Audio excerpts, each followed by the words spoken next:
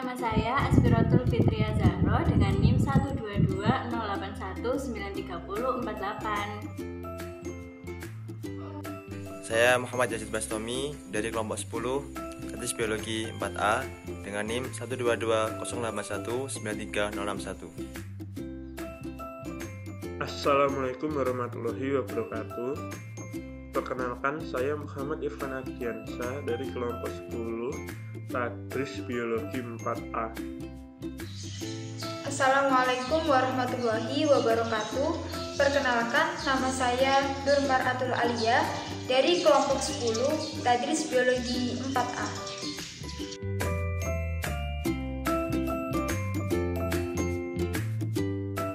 Pada kesempatan kali ini, kami dari kelompok 10 akan mempresentasikan tentang contoh penerapan konsep mikrobiologi dalam kehidupan sehari-hari. Ini merupakan peta konsep secara keseluruhan yang telah dibuat oleh kelompok kami. Pembahasan pertama adalah pengujian kualitas air. Pada pengujian kualitas air, terdapat prinsip-prinsip dasar, yaitu 1. Bersifat tidak langsung atau indirect method dengan teknik pelacakan atau tracking, melalui parameter untuk menentukan baik buruknya kualitas suatu perairan. Yang kedua adalah analisis dilakukan di posisi air keluar, seperti mata air, sumur, sungai, untuk memperkirakan proses yang terjadi saat air meresap dan mengalir. Yang ketiga adalah analisis dilakukan dengan membandingkan sampel, yaitu sampel air dari lokasi yang ingin diteliti dengan sampel air dari lokasi lain yang telah diyakini prosesnya sebagai rujukan. Kemudian yang kedua adalah parameter. Parameter merupakan ukuran atau alat ukur. Parameter kualitas air dibagi menjadi 3, yaitu parameter fisika, parameter kimia, dan parameter biologi. Parameter fisika adalah parameter yang dapat diamati akibat perubahan fisika air, yang meliputi warna, rasa, bau, kekeruhan, dan suhu. Parameter kimia merupakan parameter perairan yang terukur akibat adanya reaksi kimia di perairan, seperti atau meliputi pH, amoniak, nitrit, iod5, alkalinitas, dan sulfat. Kemudian yang terakhir adalah parameter biologi, yang meliputi bakteri, total coliform, dan bakteri colifecal.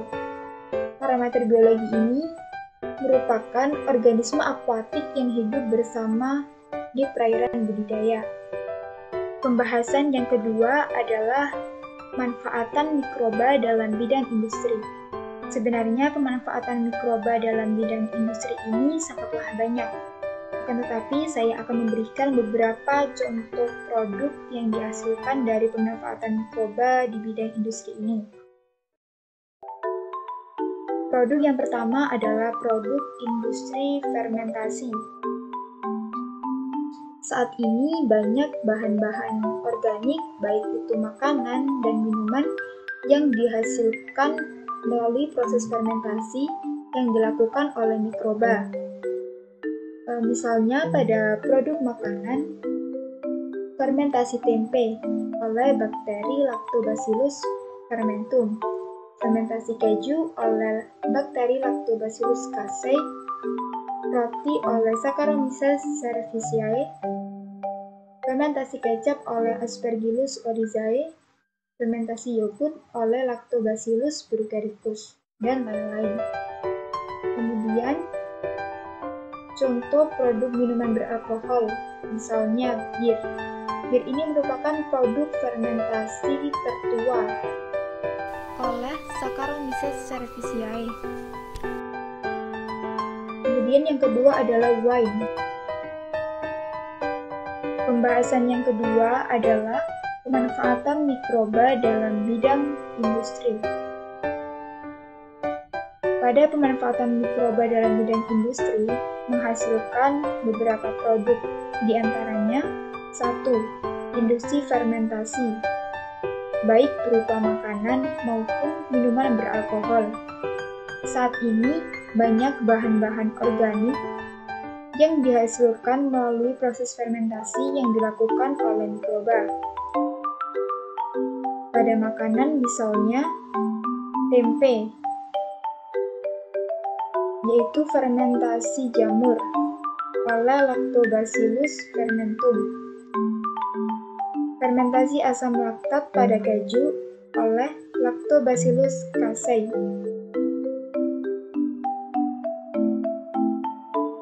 Pembuatan roti oleh Saccharomyces cerevisiae. Fermentasi pada kecap oleh Aspergillus oryzae. Fermentasi asam laktat pada yogurt oleh Lactobacillus bulgaricus, dan lain-lain. Selanjutnya adalah pada produk minuman beralkohol, misalnya bir, dibuat dari fermentasi tertua, yaitu dibantu dengan bakteri Saccharomyces cerevisiae. Yang kedua adalah wine, dibuat dari fermentasi buah anggur. Yang ketiga adalah sake. Sake merupakan minuman khas Jepang yang dibuat dari fermentasi beras. Pemanfaatan mikroba dalam bidang industri menghasilkan produk yang kedua, yaitu bahan kimia industri. Misalnya asam asetat oleh Acetobacter aceti. Asam asetat disebut juga dengan asam cuka, yang merupakan cairan berwarna putih dengan bau asam yang sangat tajam. Kemudian, bahan kimia industri yang kedua adalah asam laktat oleh bakteri genus Lactobacillus. Asam laktat ini merupakan bahan kimia yang serbaguna yang dapat digunakan untuk produksi bahan kimia dasar, aromat, pengawet dalam industri makanan, dan lain sebagainya. Kemudian, asam sitrat dibantu oleh Aspergillus niger. Kemudian yang keempat adalah alkohol oleh Saccharomyces cerevisiae. Saat ini alkohol atau etanol banyak diproduksi untuk keperluan desinfektan. Secara garis besar, proses pembuatan alkohol atau etanol ini merupakan proses pengubahan karbohidrat dari berbagai tanaman dengan bantuan mikroba yeast, yakni yang sudah disebutkan tadi, Saccharomyces cerevisiae, menjadi alkohol. Kemudian yang terakhir adalah enzim. Enzim hanya terbentuk di dalam sel makhluk hidup. Enzim berfungsi sebagai katalisator beberapa reaksi kimia yang tidak dapat digantikan oleh bahan kimia sintetik. Di samping itu, banyak enzim yang sudah dimersialkan seperti enzim lipase, enzim laktase, enzim amilase, dan lain sebagainya. Lalu produk yang ketiga adalah bahan obat-obatan atau farmasi. Misalnya nomor 1, antibiotik. Antibiotik merupakan senyawa antimikroba yang dihasilkan oleh mikroorganisme hidup. Antibiotik ini sudah tersebar luas sejak Perang Dunia Kedua dengan penemuan penisilin atau antibiotik pertama yang sudah ditemukan. Yang kedua adalah vaksin.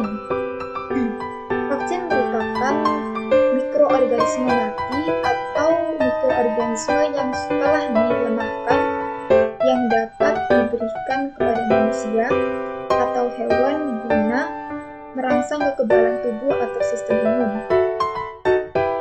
Dalam penyakit yang disebabkan oleh virus, vaksin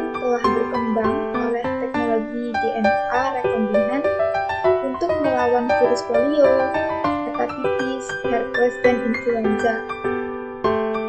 Lalu yang ketiga adalah insulin. Insulin merupakan hormon alami yang sangat diperlukan oleh tubuh. Hormon insulin memungkinkan tubuh mengubah glukosa menjadi energi dan disebarkan di seluruh tubuh. Hormon insulin ini juga dapat membantu tubuh untuk menyimpan energi tersebut. Kemudian yang terakhir adalah vitamin. Vitamin ini contohnya produksi vitamin B12 oleh Pseudomonas dan Propionibacterium spp.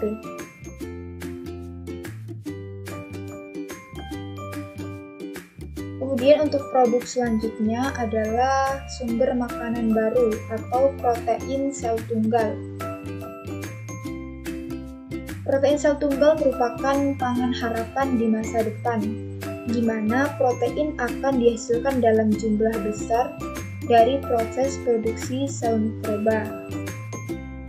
Lalu produk yang terakhir merupakan sumber energi alternatif menggunakan mikroorganisme, misalnya biogas dan bioetanol, di mana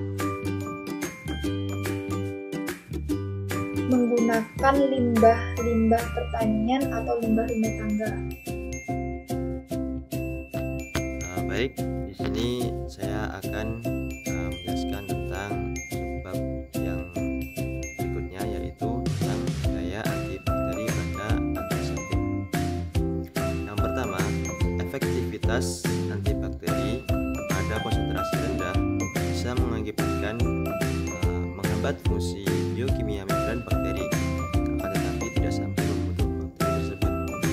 Yang kedua, konsentrasi tinggi bisa mengakibatkan penetrasi ke dalam sel, mengganggu fungsi seluler secara luas, presipitasi protein intraseluler dan asam nukleat. Selanjutnya yaitu ada ekstrak alami yang terdapat pada beberapa tumbuhan. Yang pertama ada bawang putih yang mengandung zinc, skordinin sebagai antiseptik alami, lidah buaya atau aloe vera yang mengandung saponin, flavonoid, polifenol dan tanin, daun sirih yang mengandung etanol, serta kunyit. Contoh antiseptik buatan. Yang pertama ada alkohol. Alkohol secara alami diperoleh dari ekstrak alam metanol dan ekstrak alam etanol. Ekstrak alam metanol yaitu seperti kulit batang tanaman tanjung dan kulit nanas yang diekstrak, nanti ekstraknya menjadi metanol. Sedangkan yang ekstrak etanol yaitu sumbernya bisa berupa biji mangga dan sirih. Lalu yang berikutnya ada hand sanitizer. Pada beberapa merek dagang mempunyai efektivitas berbeda tergantung tingkat konsentrasi dan lain-lain. Berikutnya ada sabun. Sabun terbagi menjadi dua, yaitu sabun batang dan sabun cair. Efektivitas mereka berbeda. Sabun batang mempunyai efektivitas medium, sedangkan sabun cair mempunyai efektivitas yang lebih besar daripada sabun batang. Kombinasi bahan kimia antiseptik, contoh seperti chlorhexidine. Lalu yang terakhir yaitu daya antibakteri dipengaruhi oleh beberapa faktor. Yang pertama yaitu ada molaritas atau konsentrasi, yang berikutnya ada dosis atau banyak sedikitnya zat atau banyak sedikitnya zat. Yang ketiga ada jenis zat. Berbeda zat maka efektivitas juga akan berbeda. Sekian.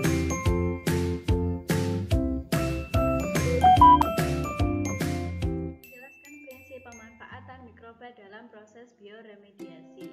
Bioremediasi adalah penggunaan mikroorganisme yang telah dipilih untuk ditumbuhkan pada polutan tertentu sebagai upaya untuk menurunkan kadar polutan tersebut. Ketika bioremediasi berlangsung, enzim yang diproduksi oleh mikroorganisme memodifikasi struktur polutan beracun menjadi tidak kompleks sehingga menjadi metabolit yang tidak beracun dan berbahaya. Pemerintah Indonesia telah mempunyai payung hukum yang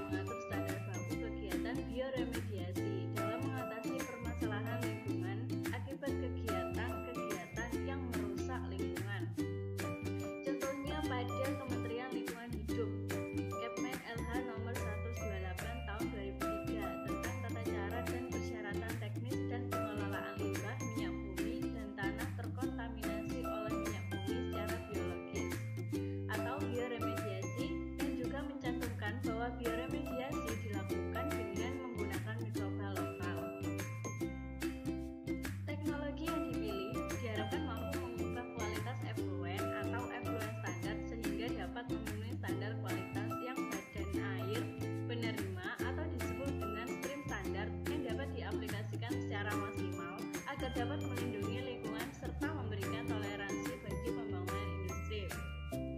Acuan SIM standar saat ini adalah standar yang ditetapkan pada badan air sesuai dengan peruntukannya, yaitu pada PP nomor 82 tahun 2001. Sedangkan acuan effluent standar adalah baku mutu yang ditetapkan pada limbah yang telah diolah dari unit-unit IPAL atau keseluruhan unit-unit IPAL. Teknologi proses bioremediasi memanfaatkan bakteri bukan hal baru, namun telah memainkan peran sentral dalam pengolahan limbah konvensional sejak tahun 1900-an. Pada saat ini, bioremediasi telah berkembang pada pengolahan air limbah yang mengandung senyawa-senyawa kimia yang sulit untuk didegradasi dan biasanya dihubungkan dengan kegiatan industri, antara lain logam-logam berat, petroleum hidrokarbon, dan senyawa-senyawa organik terhalogenasi seperti pestisida dan herbisida. Nutrisi dalam air seperti nitrogen dan fosfat pada perairan tergenang. Pengembangan iptek dalam bioremediasi untuk detoksifikasi atau menurunkan polutan dalam pengendalian pencernaan air telah menjadikan metode ini menjadi lebih menguntungkan dibandingkan dengan metode yang menggunakan bahan kimia.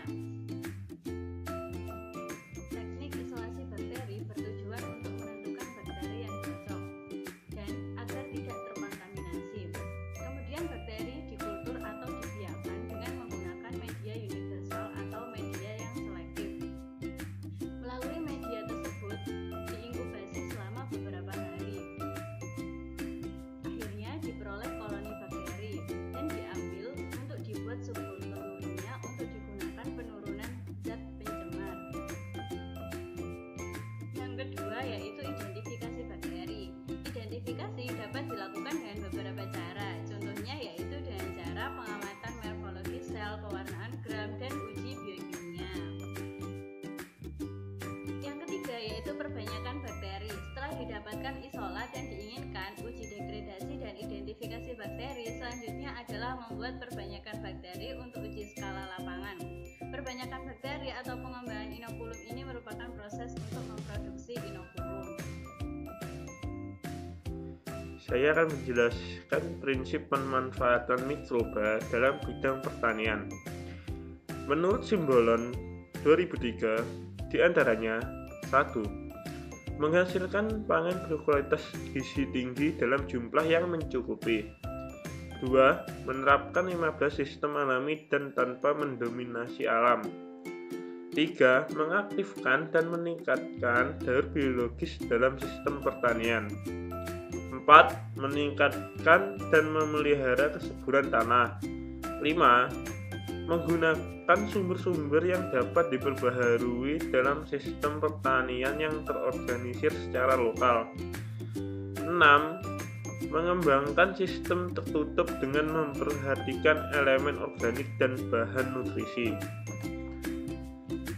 7. Memperlakukan ternak secara alami. 8. Mengurangi dan mencegah polusi dan free pertanian. 9. Memelihara keanekaragaman genetik dalam sistem pertanian. 10. Mempertimbangkan pengaruh sosial dan ekologis yang lebih luas dari sistem pertanian.